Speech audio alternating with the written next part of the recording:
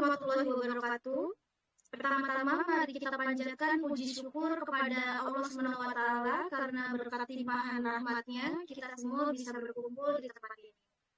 Sebelumnya terima kasih kepada Ibu Roydawati Bunga Siho M.M telah memberikan kelompok kami kesempatan untuk membawakan materi terkait teori akuntansi sebagai bahasa, penalaran, justifikasi, penjelasan, dan prediksi, dan juga pengujian terhadap teori.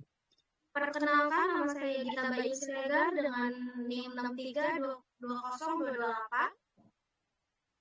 Perkenalkan, nama saya Nima Yanti dengan NIM 632204163. Perkenalkan, nama saya Melia Zayana Abidin dengan NIM 632200014. Baik, untuk selanjutnya adalah pemaparan materi. Yang pertama adalah peta konsep. Di sini kita akan membahas teori sebagai bahasa, penalaran, justifikasi, penjelasan dan prediksi, pengujian terhadap teori. Yang pertama, teori. Teori adalah suatu upaya menangkap dunia dari sekumpulan konsep untuk dijelaskan agar tergambar hubungan yang logis dalam suatu kerangka berpikir.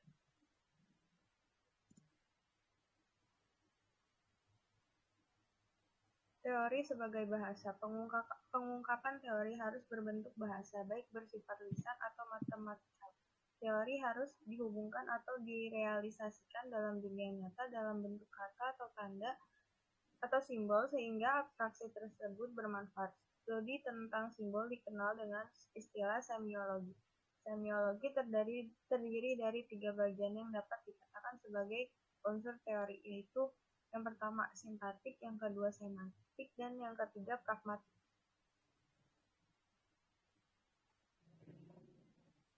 Sintaktik adalah, dalam teori akuntansi, sintaktik adalah teori yang berorientasi untuk membahas masalah-masalah tentang bagaimana kegiatan-kegiatan perusahaan. Aktivitas yang telah disimbolkan secara semantik dalam elemen-elemen keuangan dapat diwujudkan dalam bentuk laporan keuangan. Simbol-simbol tersebut, misalnya aset, utang, dan pendapatan, harus berkaitan secara logis sehingga informasi semantik dapat dikandung dalam laporan keuangan. Dari segi sintaktik, teori akuntansi berusaha untuk memberi penjelasan dan penalaran tentang apa yang harus dilaporkan, siapa melaporkan, kapan dilaporkan, dan bagaimana melaporkannya.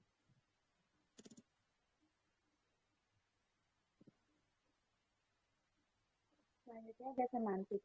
Dalam teori akuntansi, semantik adalah teori yang memusatkan perhatian pada masalah-masalah penyimbolan, pengukuran, dan penyajian kegiatan operasi dan objek fisik perusahaan dalam bentuk laporan keuangan. Teori akuntansi semantik menekankan pembahasan pada masalah penyimbolan dunia nyata atau realitas atau kegiatan perusahaan ke dalam tanda-tanda bahasa akuntansi atau elemen laporan keuangan, sehingga orang dapat membayangkan aktivitas nyata perusahaan tanpa harus secara langsung menyaksikan kegiatan tersebut.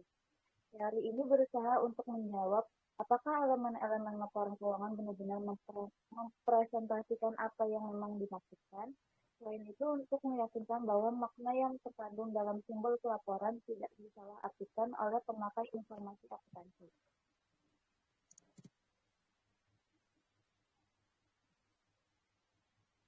Kemudian ada pragmatik. Dalam teori akuntansi, pragmatik adalah teori yang berkepentingan untuk mengukur pengaruh dan kebermanfaatan informasi akuntansi terhadap perilaku pemakai. Teori ini memberi penalaran mengapa informasi berpengaruh terhadap perilaku pemakai, termasuk pasar modal. Suatu pesan atau kejadian, misalnya pengumuman laba dikatakan mengandung informasi kalau pesan tersebut menyebabkan perubahan keyakinan penerima. Perubahan harga atau volume saham yang diamati memberi bukti adanya kebermanfaatan informasi.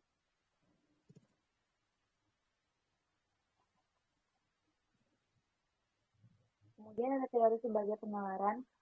Teori sebagai penalaran satu dapat dirumuskan berdasarkan model penalaran yang digunakan. Artinya teori tersebut dihasilkan apakah melalui argumen atau penalaran deduktif atau penalaran induktif. Ada dua pendekatan dalam memandang teori sebagai penalaran, yaitu satu pendekatan deduktif, kedua adalah pendekatan induktif.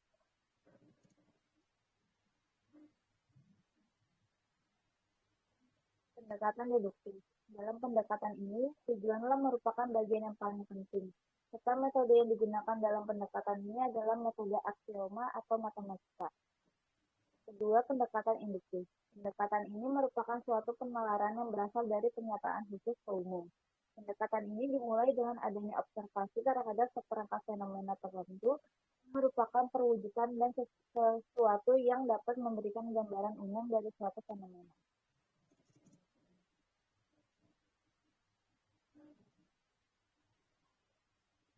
Di sini ada contohnya. Yang pertama ada P1. P1 merupakan semua perusahaan harus menyajikan laporan keuangan yang memenuhi kebutuhan para pemakai. P2, semua memakai laporan keuangan berkepentingan dengan masalah solvabilitas perusahaan. Sama dengan P3, semua perusahaan harus menunjukkan laporan keuangan yang melaporkan solvabilitas perusahaan.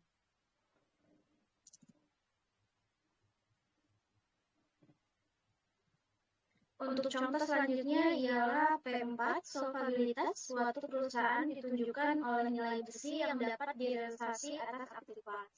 Untuk selanjutnya yang K, semua perusahaan harus menyajikan aktiva dalam laporan keuangan atas dasar nilai yang dapat direalisasikan.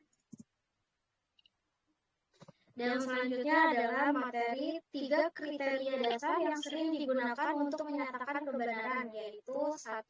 Dasar dogmatis. Kita seringkali membenarkan suatu pernyataan yang dibuat oleh orang lain karena pernyataan tersebut dibuat berdasarkan suatu otoritas tertentu. Dalam akuntansi, dogmatis merupakan dasar yang sering digunakan oleh akuntan untuk menerima validitas aturan-aturan tertentu. Pendekatan ini dapat diterima karena adanya kebutuhan terhadap keseragaman dalam praktek akuntansi. Kelemahan pendekatan dogmatis adalah unsur bias sering dilibatkan dalam menentukan apakah suatu pernyataan tersebut benar atau salah. Yang kedua ada terbukti sendiri atau self-evident. Justifikasi terhadap kebenaran yang terbukti sendiri adalah kelogisan, perasaan, kejelasan dari pernyataan yang didasarkan pada pengetahuan umum, pengalaman, dan pengamatan. Apabila self-evident merupakan satu-satunya alat uji, yaitu satu-satunya dasar untuk menentukan kebenaran suatu teori empiris, maka keandalan teori tersebut dapat dipertanyakan.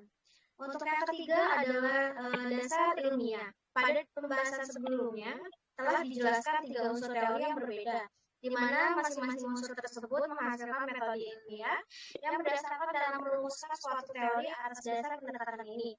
Teori dianggap sebagai resep yang dijadikan acuan dalam praktek tentang apa yang seharusnya dilakukan berdasarkan pertimbangan nilai atau value judgment yang digunakan untuk merumuskan teori. Di sini ada teori sebagai justifikasi atau pembenaran. Atas dasar pendekatan ini, teori dianggap sebagai resep yang dijadikan acuan dalam praktek tentang apa yang seharusnya dilakukan berdasarkan pertimbangan nilai atau value judgment yang digunakan untuk merumuskan teori. Pengujian terhadap teori. Jika teorinya didasarkan pada pendekatan matematis atau a priori, maka pembuktian kebenarannya didasarkan pada konsistensi logis. Jika teorinya didasarkan pada pendekatan fisika atau sosial, maka pembuktian kebenarannya didasarkan pada hubungan antara peristiwa yang diramalkan dan hasil observasi dunia nyata. Baik, sekian dari kami untuk presentasinya. Jika ada kesalahan atau kekurangan dari presentasi kami, mohon maaf. Terima kasih.